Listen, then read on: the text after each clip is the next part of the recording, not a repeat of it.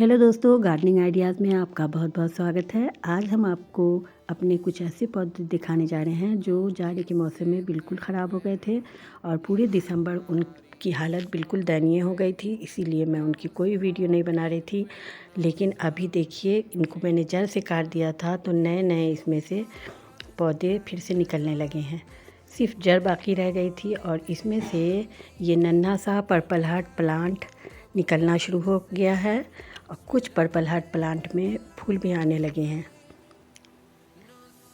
ये purple heart plant बहुत Hardy होता है। इसकी छोटी छोटी कटिंग करके आप इसको मिट्टी में और पानी में दोनों में ग्रो कर सकते हैं। इसमें बहुत तेज़ी से जड़ें आ जाती हैं, इसीलिए आप पर्पल हार्ट प्लांट ज़रूर लगाएं अपने छत पे, क्योंकि ये कहीं भी ग्रो हो जाता है और बहुत दिनों तक ये बिना पानी के भी रह सकता है। ये पौधा भी पूरे दिसंबर बिल्कुल ख़राब हो गया था, इसकी चमक ख़त्म हो गई थी, लेकिन अब धीरे धीरे इसका पर्पल कलर फिर से वापस लौटने लगा है। और देखिए, एक पौधे में से ढेर सारे पौधे निकल आए हैं जिनको अलग अलग पॉट में रिपोर्ट करना है। और ये मेरा मनी प्लांट का पौधा फिर से इसमें शाखाएं निकलने लगी हैं और इसमें भी बहुत ज़्यादा चमक आ गई है। मेरे मनी प्लांट की ग्रोथ बिल्कुल रुक गई थी, लेकिन जब से मैंने इसमें एलोवेरा से बना हुआ फर्टिलाइज़र डाला है, मेरे पौधे में बहुत अच्छी ग्रोथ आ गई है और पौधे में चमक भी आ गई है। ये एलिसम का पौधा है। इसके बीज मैंने काफ़ी लेट से लगाए हैं, तो अब जा कर के इसके पौधे बड़े हुए हैं और इसमें फूल आने लगे हैं। ये बिल्कुल फ्लावर बेड जैसा बना देते हैं और इसमें बहुत सुंदर फूल आते हैं। ये कई कलर में आते हैं, लेकिन अभी सिर्फ वाइट वाले ही खिले हैं। बाकी पौधों में फूल आएंगे तो हम आपको इसके और भी कलर दिखाएंगे। ये पौधा बहुत सुंदर होता है और विंटर और स्प्रिंग में बहुत ज़्यादा फूल खिलते हैं। पत्तियों से ज़्यादा इसमें फूल ही आते हैं और ये फूलों की चादर जैसी बना देते हैं। लेकिन इस पौधे में खुशबू बहुत कम होती है और इस फूल को बजरी फूल भी कहा जाता है। इसको सिर्फ बीज से उगाया जा सकता है।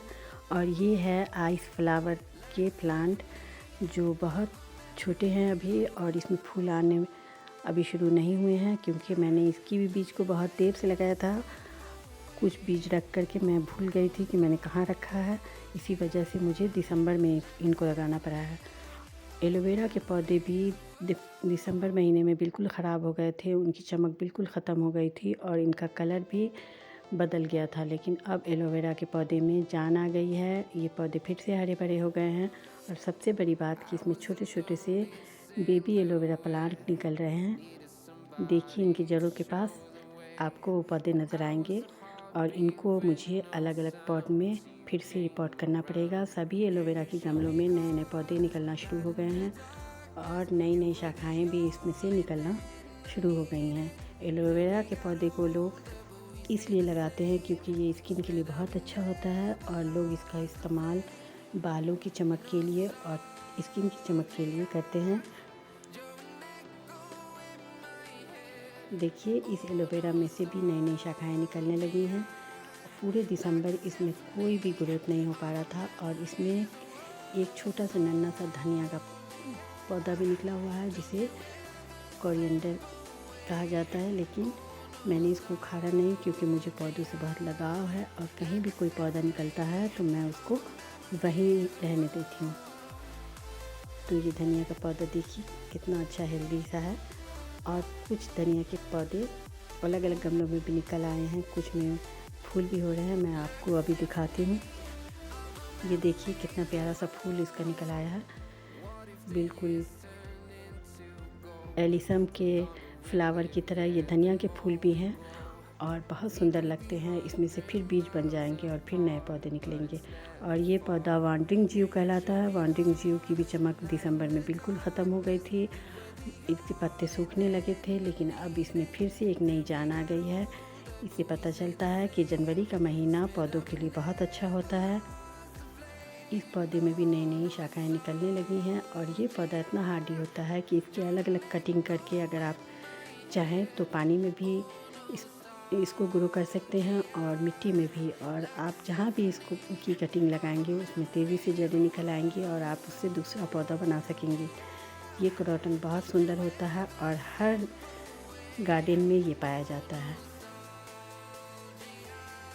ये हर जगह आपको नज़र आएगा क्योंकि ये बहुत ज़्यादा सुंदर होता है और सभी लोग अपने गार्डन में लगाना इसको बहुत ज़रूरी समझते हैं। इसके बाद जो मेरा एक पौधा है वो है डेविल्स बैकबोन। ये पौधा भी अधिक ठंड में बिल्कुल पिंक हो गया था और इसकी पत्तियां पूरी तरीके से पिंक हो गई थी, लेकिन अभी इसका ग्रीन कलर भी दिखाई देने लगा है और ये पौधा बहुत सुंदर लगने लगा है। अब इसमें चमक भी आ गई है और नई नई शाखाएँ निकल रही हैं। आप चाहें तो इसकी कटिंग निकाल करके अलग अलग पॉट में लगा दें, उसमें जड़ निकल आएगी और आप उससे दूसरा पौधा बना सकेंगे। ये पौधा कटिंग से बहुत आसानी से ग्रो हो जाता है, इसलिए आप एक पौधे से कई पौधे बना सकते हैं।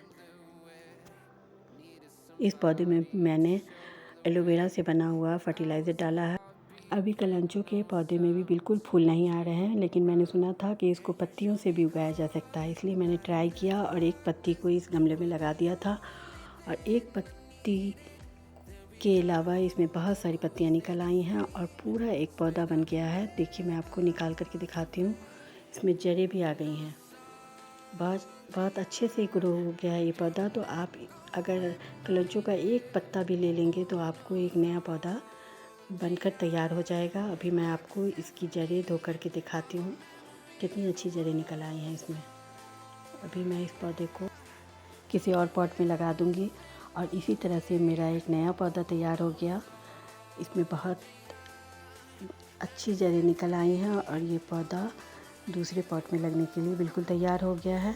देखिए, मैंने इसको पानी से धो दिया है और देखिए इसकी जड़ें अब साफ़ नज़र आ रही हैं, कितनी अच्छी से निकल गई हैं। तो आपको भी कलंचों का जो भी कलर का पौधा मिले उसकी एक पत्ती से भी आप चाहें तो बहुत सारे पौधे बना सकते हैं। ये पत्ती से ही ग्रो हो जाने वाला पौधा होता है और बहुत सुंदर फूल खिलते हैं इसमें। कलंचों के फूल भी गुच्छों में आते हैं। उसके बाद ये देखिए, ये मेरा पुदीने का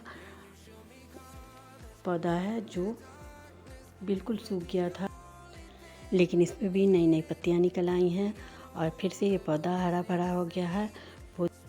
हम चाहें तो इसकी छोटी छोटी कटिंग करके अलग अलग गमलों में लगा सकते हैं और बिना जड़ के ही ये अच्छे से सभी गमलों में ग्रो होने लगेगा और कई गमले इससे भर जाएंगे। देखिए, इस पॉट में मैंने वर्मी कंपोस्ट बनाना शुरू किया था किचन वेस्ट से और इसमें एक छोटा सा अनार का पौधा निकल आया है। इसको मैं आपको निकाल करके दिखाती हूँ। देखिए, इसकी जड़ कितनी लंबी हो गई है। क्योंकि इसमें किचन वेस्ट होता है, इसमें तरह तरह के बीज आ जाते हैं। हो सकता है इसमें एक अनार का भी दाना हो, जिसकी वजह से ये पौधा निकल आया है और इसको मैं बोनसाई बनाने के लिए इस्तेमाल करूँगी। तो पहले मैं इसको किसी अलग पॉट में लगा देती हूँ। जब ये बड़े हो जाएंगे तो इनको बार बार काट करके बोनसाई का रूप दिया जा सकता है। अनार के पौधे से बना हुआ बोनसाई बहुत सुंदर होता है क्योंकि इसकी पत्तियाँ बहुत छोटी छोटी होती हैं और जिन पौधों की पत्तियाँ छोटी होती हैं उनसे बोनसाई बहुत सुंदर बनता है। तो इस पौधे को मैं पहले अभी छोटे कंटेनर में लगाऊंगी और जैसे जैसे ये बड़े होते जाएंगे इसका कंटेनर बदलता जाएगा और बार बार इसके जड़ को और ऊपर की शाखाओं को काट करके बोनसाई का रूप दिया जाता है। मैं जब इस पौधे से बोनसाई बनाऊंगी तो स्टेप बाय स्टेप मैं उसका वीडियो ज़रूर बनाऊंगी और आप लोगों को भी बोनसाई बनाना सिखाऊंगी। ये पौधा है सदाबहार का और सदाबहार में बिल्कुल फूल आना बंद हो गए हैं, लेकिन अब जनवरी में इसमें फिर से शाखाएं निकलने लगी हैं और अब फिर से इसमें फूल आना शुरू हो जाएंगे। सदाबहार का पौधा कटिंग से भी लगाया जाता है और देखिए इसकी बीज झड़ करके कितने सारे पौधे छोटे छोटे निकल आए हैं। तो इन पौधों को अलग अलग पॉट में फिर से लगाना होगा ताकि फिर से नए नए सदाबहार के पौधे निकल सकें और उसमें फूल खिल सकें। Thanks for watching, have a nice day.